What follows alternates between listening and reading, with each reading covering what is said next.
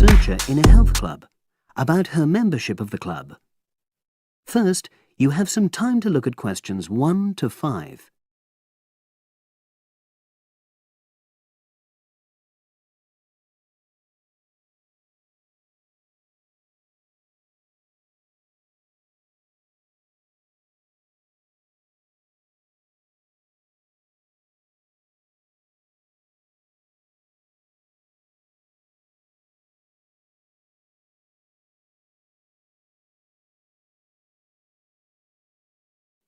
Now we shall begin. You should answer the questions as you listen, because you will not hear the recording a second time. Listen carefully and answer questions 1 to 5. Oh, excuse me. I wonder if you'd have the time to take part in some market research.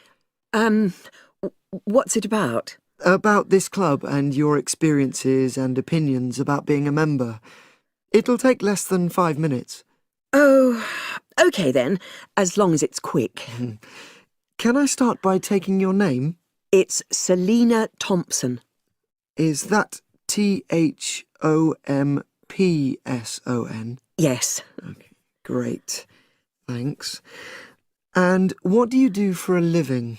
Well, I'm an accountant, but I'm between jobs at the moment. I understand. But that's the job I'll put down on the form. And would you mind my asking which age group you fall into? Below 30, 31 to 50, and above? Over 50, I think we can safely say. Great, thanks. And which type of membership do you have? Sorry, I'm not sure what you mean. Do you mean how long? No, is it a single-person membership? Oh, right, no, it's a family membership. Thanks. And how long have you been a member? Ooh, let me see. I was certainly here 5 years ago, and it was probably 2 to 3 years more than that. Shall I put down 8? Oh, I remember now. It's 9, definitely. Sorry. No problem. I've got that. And the last question in this first part is, what brought you to the club? Sorry? How did you find out about the club? Did you see any ads? Well, I did actually, but I have to say I wasn't really attracted to the club because of that. It was through word of mouth. So you were recommended by a friend? Actually, my doctor. I'd been suffering from high blood pressure, and he said the club was very supportive of people with that condition, so I signed up. Great, thanks. Before you hear the rest of the conversation, you have some time to look at questions 6 to 10.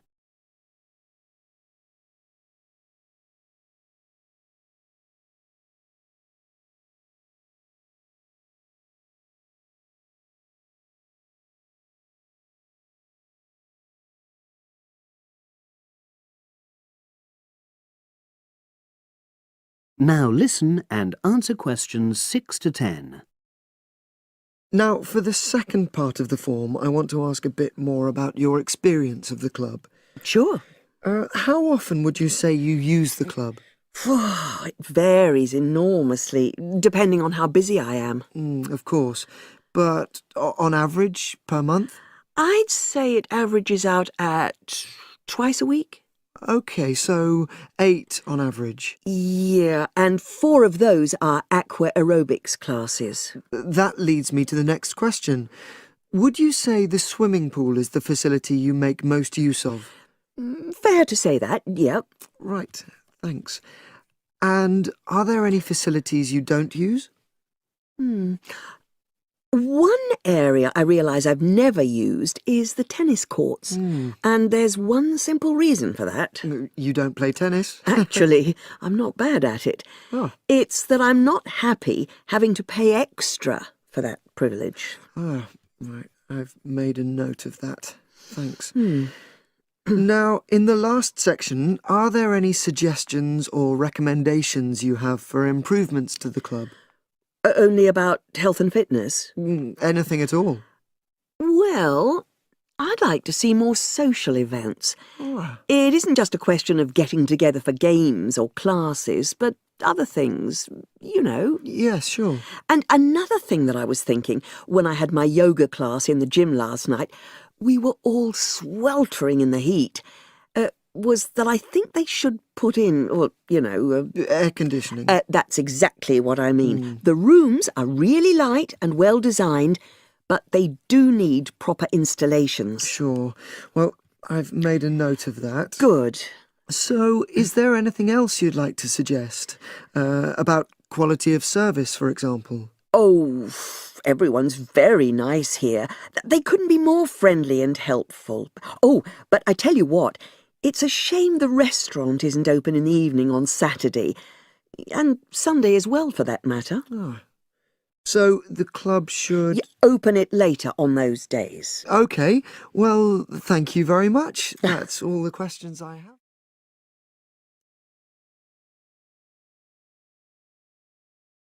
That is the end of part 1. You now have half a minute to check your answers.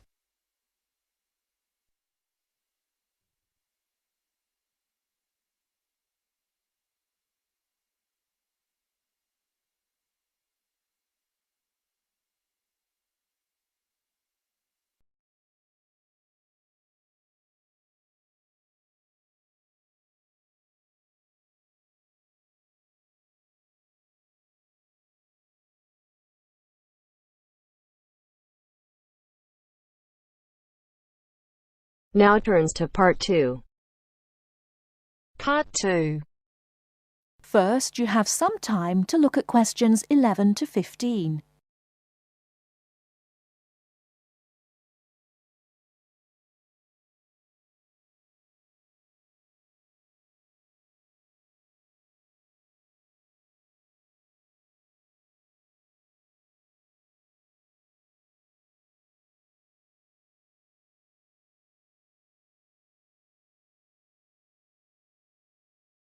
Now, listen carefully and answer questions 11 to 15. Starting at the beginning, you can see the on-off switch just beneath the two lights. Having turned the machine on, these lights now become very important. When the light on the left has gone out, you can begin making coffee, as it means the water is now hot enough. Next to that is the water level light. If this is illuminated, it means the machine does not have enough water. It is essential that you turn the machine off and add more water the moment this light comes on, otherwise you could damage the heating element. Once you have checked that both the heater light and the water level light are off, make sure the filter holder, that's the part with the handle just under the control panel, is in place. Once you have your cups ready, it is time to press the coffee delivery switch. That's the button just above the filter holder beside the boiler meter. Remember to take a quick look at the meter as it tells you the exact temperature of the water. On both the left and right hand side of the machine, on the same level as the filter holder, you can see the steam pipes used for heating milk. These steam taps need to be cleaned regularly to avoid blocking. And finally, if you do spill any coffee, don't worry. Just make sure that the drainage pipe at the bottom of the machine is leading into a sink or a suitable waste container. As with the steam taps, the drainage pipe needs regular cleaning.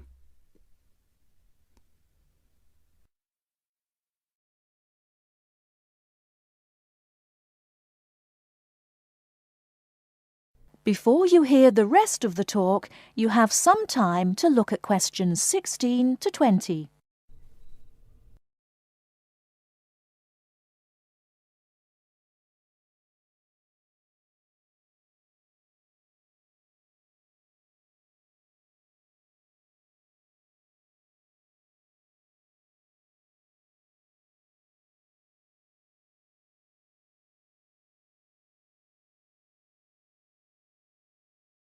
Now listen and answer questions 16 to 20. First and most importantly, I'll tell you where you should go from tomorrow for your lectures and classes. The Health Sciences building is on the west side of the campus, opposite the library, beside the History Department. As you are probably aware, there are 6 modules to the course, which will take a year to complete. That's 2 modules each term. In the first module of this term, you'll be looking at current laws with regard to health and safety in the workplace. Don't forget that as you progress through the course, you should be building your thesis. This will need to be completed by the end of the year. Coursework will also be credited to your final grade, but the most important part of the course is the thesis. Now, the final thing I want to tell you, and again you should know this, is that there will be a number of guest speakers throughout your course.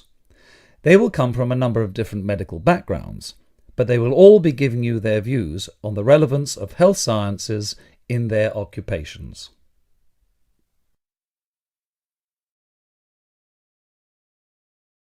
That is the end of part 2. You now have half a minute to check your answers.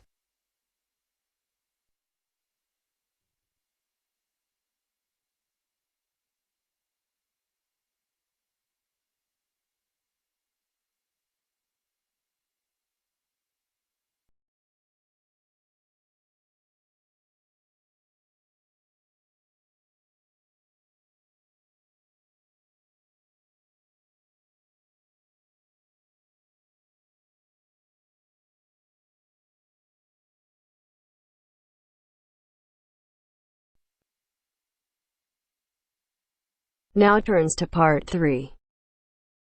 Part 3.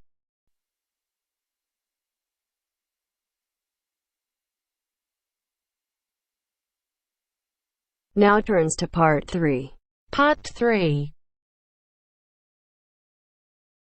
You will hear Peter Walsh being interviewed for a job. Listen and choose the correct answer for each question. First, you have some time to look at questions 21 to 25.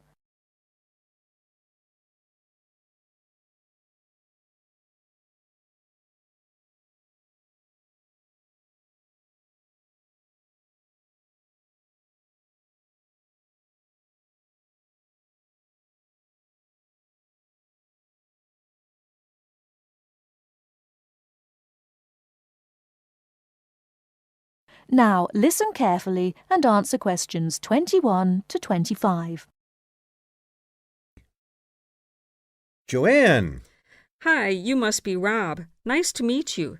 So, I hear you're planning to visit Australia. Yeah, and I really wanted to talk to you because I was thinking of spending some time in Darwin, and my sister told me you're from there. That's right. So, tell me about it. Well, where shall I start? Well, Darwin's in what they call the top end, because it's right up at the northern end of Australia, and it's quite different from the rest of Australia in terms of cultural influences.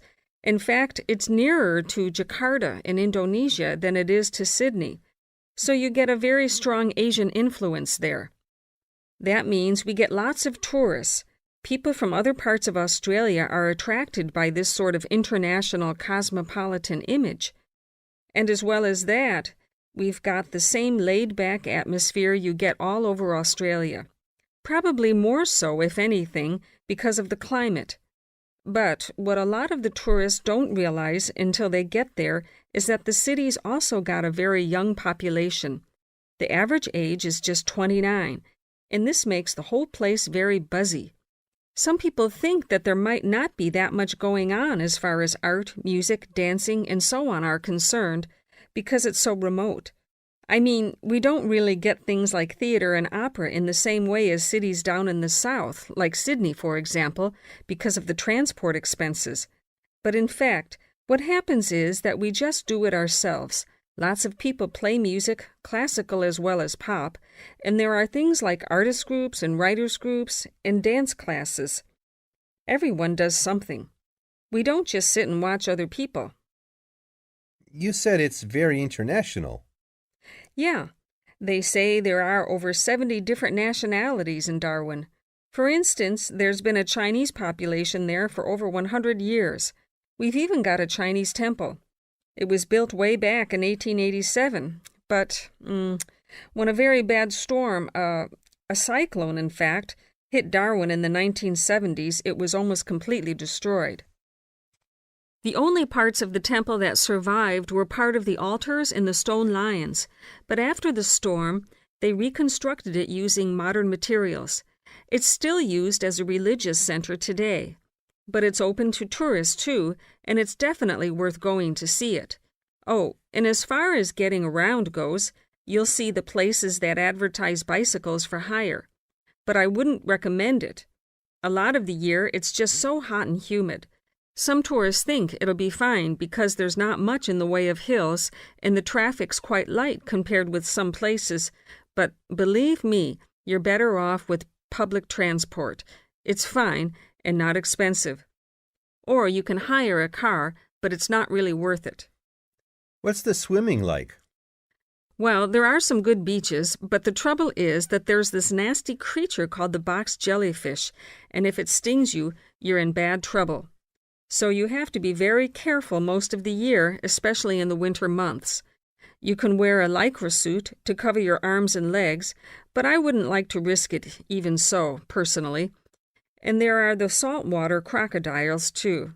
I mean, I don't want to put you off. There are protected swimming areas netted off where you'll be safe from jellyfish and crocs, or there are the public swimming pools. They're fine, of course. Before you hear the rest of the talk, you have some time to look at questions 26 to 30.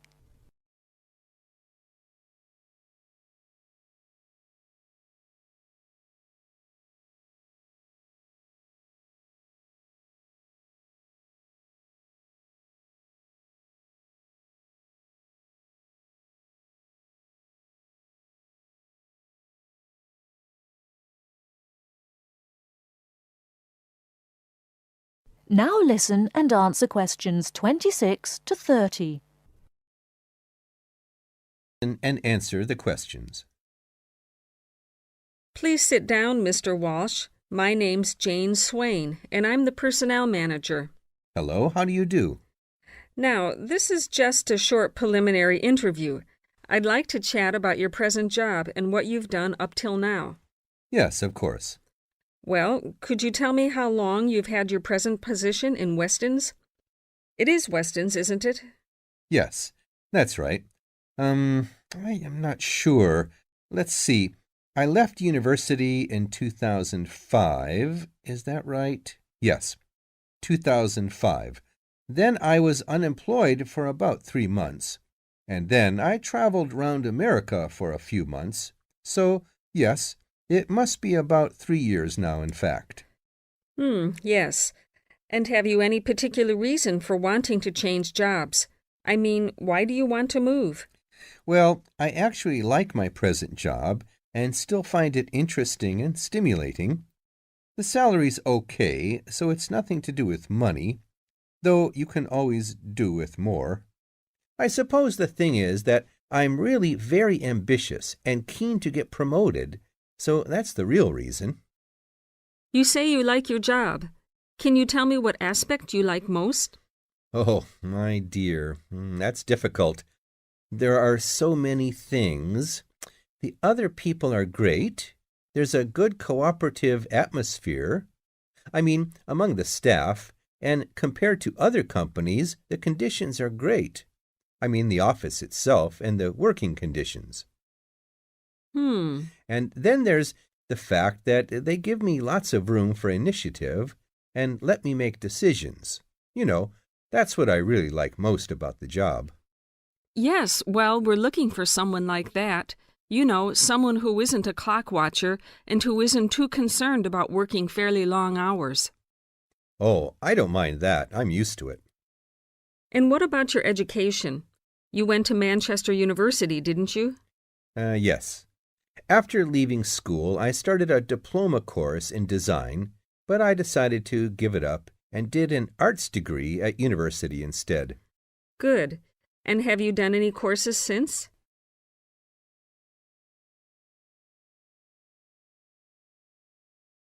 That is the end of part 3. You now have half a minute to check your answers.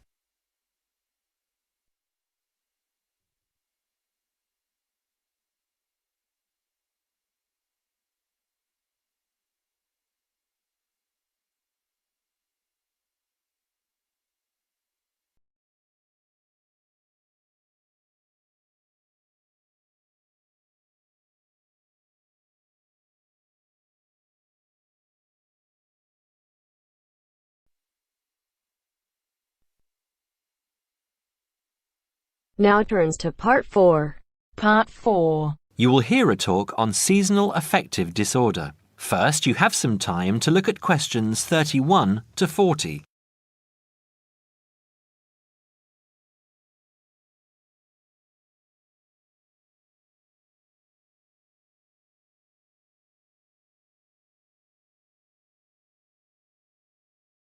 Now listen carefully and answer questions 31 to 40. In the past few years, a new condition has been identified and given a name, SAD, short for Seasonal Affective Disorder. This is now recognized as a distinct kind of clinical depression, where people become depressed at the onset of winter, accompanied by a craving for sweet things, causing weight gain. Each spring and summer would then bring on almost maniacal highs and feelings of boundless energy and happiness.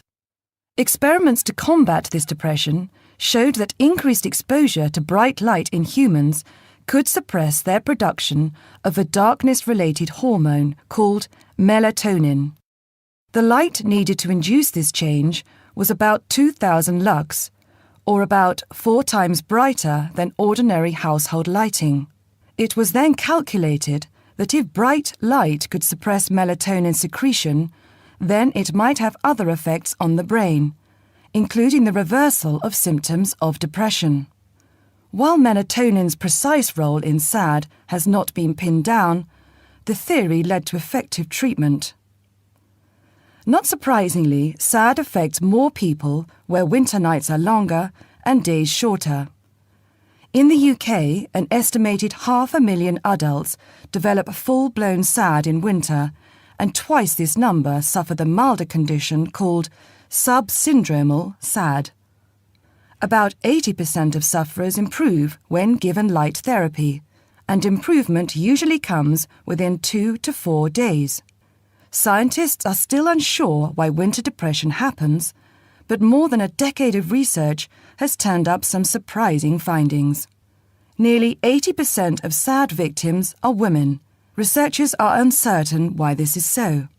SAD can affect people at any age, but typically it begins around the age of 20 and becomes less common between 40 and 50. SAD is comparatively rare in children and adolescents, but so far researchers have been unable to come up with a logical reason for this. As many as half of SAD sufferers have at least one family member with depressive illness, suggesting that the depression has a genetic component. Some patients experience shifts in their body clocks when they're depressed in winter.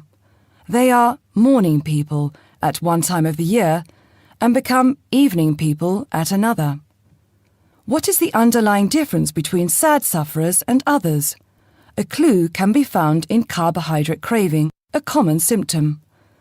People often become obsessed with chocolate, for example. Carbohydrates alter brain chemistry by increasing the level of a soothing chemical called serotonin, a neurotransmitter that carries signals between brain cells. SAD sufferers crave carbohydrates because they may need serotonin to lift their mood. This craving can be intense, in fact, an addiction. It may be that the serotonin system of the brain has problems regulating itself during the winter. Some SAD sufferers respond well to the drug Prozac, thought to influence the brain's serotonin-using system. Other brain chemicals and hormones probably play a role in winter depression. Another neurotransmitter, dopamine, for example, may be inadequate in certain cases. Researchers hope to uncover clues to SAD's secret by probing similarities between SAD and hibernation. Though no valid link between the two has been established, some SAD patients say they feel like hibernating animals. SAD sufferers tend to put on fat in autumn and early winter, roughly the time when such hibernators as bears and squirrels do. That is the end of Part 4. You now have half a minute to check your answers.